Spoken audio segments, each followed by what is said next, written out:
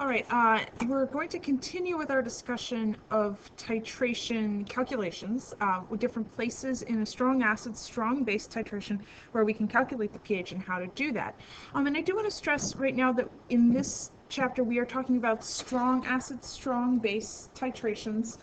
We will deal with weak acids and weak bases and the fact that they only incompletely dissociate in our next unit. So this is for complete acid dissociations. Now, in the previous problem, when looking at titration calculations, we calculated the initial pH, meaning before the titration even began, you have your pH probe in the flask that's underneath the burette, and what's the pH and why is that the pH and how can you make that prediction about that being the pH. And it was very simple because it was based on no base had been added. You had not yet started to add any base. We are now on question 18 in the sample problems from lecture. So you'll need a calculator and you will need all of your knowledge of pH calculations, H plus, OH minus, pH, POH, all that stuff that's going to be used here. And this question says, what is the pH when 48 milliliters of 0.1 molar sodium hydroxide have been titrated into 50 milliliters of 0.1 molar HCl? This question is different from the last one because now we have started adding some sodium hydroxide. And sodium hydroxide reacts with acid. I mean, that's what it does. Acid reacts with base. In order to figure out what the pH is, what we have to do to solve this problem is to figure out which species, the sodium hydroxide or the hydrochloric acid, the acid or the base, which one has not yet been completely used up.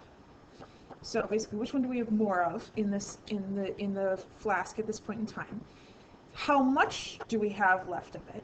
And then from that we can get its concentration, and from concentration we can get pH. Now, even if I haven't told you how to do any of these calculations, how to do any of these titration problems, I bet I could give you this problem and you could get at least partial credit on it by doing the necessary very first step. Meaning I give you this question that has this data in it, 48 milliliters of 0.1 molar sodium hydroxide, 50 milliliters of 0.1 molar hydrochloric acid.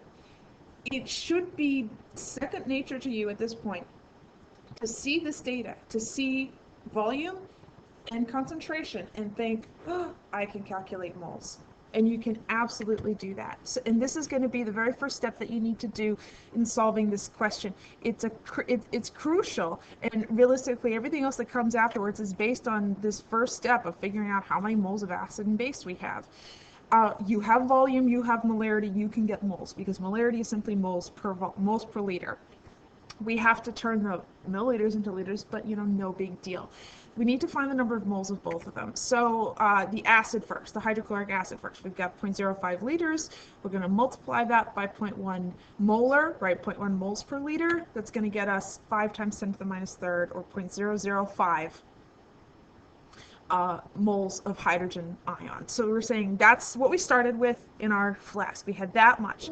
And then to that we added the base, because it says that we're titrating the base into. Notice we have that little into verb right there, which means that, or I should say preposition, we've got the sodium hydroxide in the flask, in the burette, and the hydrochloric acid underneath it. We've added 48 milliliters into it. So our second step, we're going to calculate the moles of the base. So just like before, we've got the 48 milliliters of the 0.1 molar NaOH, multiply the volume times the molarity, we can get moles, 4.8 times 10 to the minus third moles of hydroxide ion. Again, even if I stop right here, this stuff should make sense. It should make, it's one of those, kick to the gut reactions in chemistry. If you get volume and you get molarity, calculate moles, because you're probably going to need to use it at least somewhere, and you're probably going to pick up some partial credit for at least writing down, figuring out how many moles of each thing that we have. So that's the first thing that we need to do. From that, we get into the actual math part of, or the sort of the logic part, I should say, of solving this type of question. Now, by looking at those values, we have more of the acid than we do of the base, right? 5 times 10 to the minus third, 0.005 is a larger number than 4.8 times 10 to the minus third, 0.0048 moles of the base. We have more acid than we do base. So what we need to do is figure out we've already sort of answered the first thing. Which one do we have more of? We know that we have more of the acid, simply based on the math that we did and looking at moles. Now we need to figure out how much acid do we have left. And from that, we can get the concentration. And the way that we figure out how much acid we have left is by something called a BCA chart. The reaction that I have written here is the net ionic for the neutralization reaction that is occurring. I think everyone can agree that this is the reaction that's going on. We've got our HCl and our sodium hydroxide. They're reacting to make water. Now, in terms of things that impact the pH in this particular reaction, H plus impacts the pH, hydroxide impacts the pH, water does not affect the pH. So we don't need to really concern ourselves with the water in this thing called the BCA chart, because we're only interested in things that are going to have an impact on the pH, and that is not water. Now, BCA chart is basically a way for you to organize your thoughts and to quickly figure out the math that needs to be done in order to calculate pH in a titration. And the BCA stands for before, change, and after, and that's what you see written on the left here for the BCA chart, right? BCA. And I typically write it underneath a reaction, just like we've done here, meaning I have the HCl and I have the NaOH, and making water, and the value that gets plugged into a BCA chart is moles.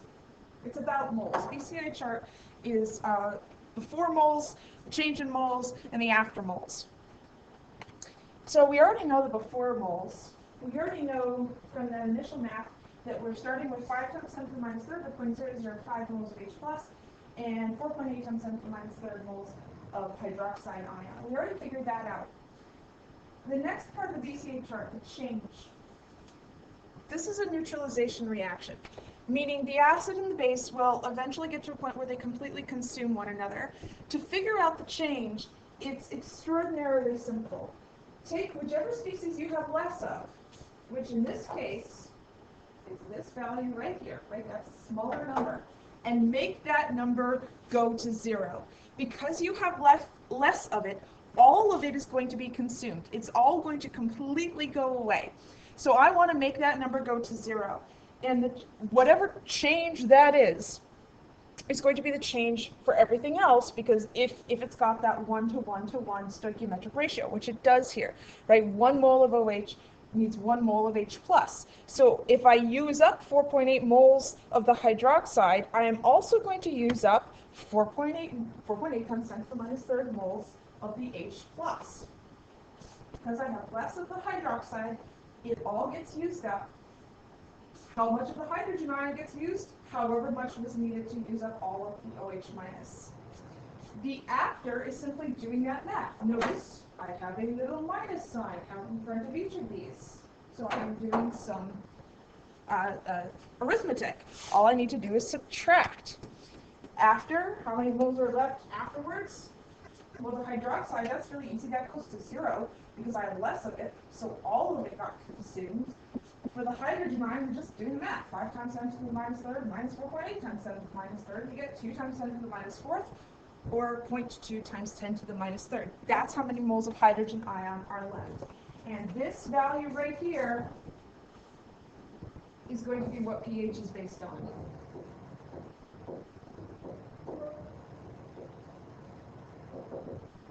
Because I don't have, at this point in the titration, I no longer have my initial starting amount, because a certain amount of it had to be consumed in order to react with the sodium hydroxide. But I do have a little bit of it left. I've got 0.2 times 10 to the minus third moles left. But if you're thinking, okay, well, I can take that number and then take the negative log of it, and that'll get me the pH, you're not thinking it through, because we have to think about units constantly and all the time. If you look at the unit on this, oh, this is moles. It's not molarity. Not molarity. And pH is the negative log of the hydrogen ion concentration. The concentration, not the moles. So we're not quite at the point where we can calculate pH, because while we're on the road to having the hydrogen ion concentration, we don't yet have it. We have the moles, but that's it. So I can't take that number and calculate pH, but I can go on to the next step.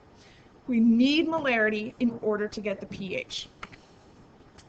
Key critical point. You have to take the added volumes into account. When we started our titration, we had 50 milliliters of the acid, but at this point, we have now added 48 milliliters into the flask. So the volume is not the same as we started with. It's called additive volumes in chemistry, and you have to remember that that's there.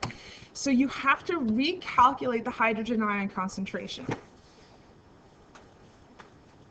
Molarity is simply moles per liter. So this top number here, the moles of hydrogen ion, this comes from our BCA chart. This is telling us how much acid is left.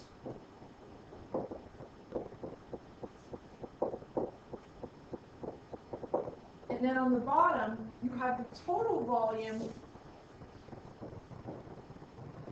of the flask. The 50 milliliters of the acid that you started with, that's the 0.05 liters, and then the 48 milliliters of the base that you added into the 0.048 liters. So really, you've got 98 milliliters sitting in your flask and 2 times 10 to the minus 4th moles of acid, moles of H plus floating around in it.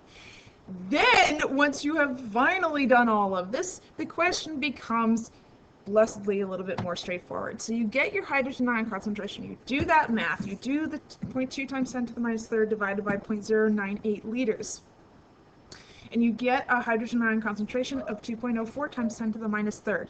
We are looking for pH, in case you have forgotten at this point what it was that the question actually wanted. To get pH from this point, it's gravy. All you need to do is take the negative log of the hydrogen ion concentration. So you take the negative log of 2.04 times 10 to the minus 3rd, which turns out to be 2.69, and that's the answer to the question. So again, the key to solving this problem is sort of thinking about what's going on, that you're starting with a certain amount of acid and then you're adding a certain amount of base. You have to ask, what is going to remain in the flask at the end of this process? Which do I have more of? Do I have more moles of the acid or do I have more moles of the base? Whichever one you have more of, the pH is going to be based on that component, but you have to calculate how much more of it you have. So that's where the BCA chart enters. Whichever one you have less of, you make that go to 0, and then simply figure out how many moles are left, how much of the, in this case, how much of the acid remains, recalculate molarity, because it is just moles, and you have to take the added volumes into account. And then from molarity, you can get hydrogen ion concentration. pH at the equivalence point. What is the pH when 50 milliliters of 0.1 molar sodium hydroxide is added to 50 milliliters of 0.1 molar hydrochloric acid? Again, we're looking at a strong acid, strong base titration. Well, that initial sort of gut feeling, I should calculate moles. Hopefully you're still feeling that. You should always be feeling that in chemistry. Based on the data that's given to you, I can calculate moles from this. So you take the volume and you take the molarity, and you see that for each of these, you have 0.005 moles. You have the same amount of moles of acid and base. That is the definition of the equivalence point. If you think, I don't have a BCA chart drawn for this, but if you think about that before change and after chart, the before moles would be 0.005 for each of them. So the change, you make the smaller one go to 0. Well, they're both the same, so they're both the smaller one, or you can say neither is the smaller one, which means they're both going to go to 0. So the change is going to be minus 0.005. So I'm going to be left with 0 moles of acid and 0 moles of base. And all I'm going to have in this case is water. This is a strong acid and a strong base, so they're salts. The salt that's produced is going to be neutral, right? The conjugate of a strong acid is a non-existent base. The conjugate of a strong base is a non-existent acid. So both of them are completely used up. The solution is neutral. The pH is 7. And you don't really need to do any work to prove it. You do need to justify later on, and a little bit more specifically, that you do need to justify that we are at the equivalence point. You need to state, like, how do you know that we're at the equivalence point? And we know that because the moles of acid equal the moles of base. That's the definition of the equivalence point for us, that we have stoichiometrically equivalent amounts of each one. So I do the math, I figure, hey, I've got the same amount of moles of each of them. That means that they're going to be both used up. I know that they're both strong, that I've got a strong acid and a strong base. And from that, that's simply enough for you to say that the pH is 7. They're both equally used up. You have no additional moles of either, right? You've got the exact same amount of each one. They're using one another up completely. That's the equivalence point. That's the definition of the equivalence point. I don't have any excess of one over the other, so pH is going to be 7. pH after the equivalence point. This is going to be very, very similar to the pH before the equivalence point. So a sample question, what is the pH when 52 milliliters of 0.1 molar sodium hydroxide has been titrated into 50 milliliters of 0.1 molar HCl? Just like calculating pH before the equivalence point, we're going to be using a BCA chart. So write the reaction, describe what's going on. This is a neutralization reaction. Hydrogen ion is combining with a hydroxide ion to generate water. Neutralization reactions are one-way reactions. They're not reversible. They're not in equilibrium. As long as there's hydrogen ion there and hydroxide ion there, it's a one-way reaction. So we're going to set up our BCA chart because, again, this is based on which one do I have more of and how much more of it do I have, and based on how much more of it do I have, what is its concentration, and from its concentration, how can I get pH? That's the process. So just like before, you calculate moles, and so we're going to do volume, right, the 0.052 liters times the 0.1 molar sodium hydroxide to get us the OH minus number of moles, and we're going to do the 0.1 molar HCl times the 0.05 liters to get us the H plus moles. Again, it's moles. This is a really, really critical thing that I'm not for putting moles into a BCA chart, and simply from the volume and the concentration. So we put moles in, change. Now having done that, you can think, which one do I have more of? And just looking at these values, the exponents are the same. So you say, okay, I've got more of the sodium hydroxide in this case, which means that the hydrogen ion is the smaller number.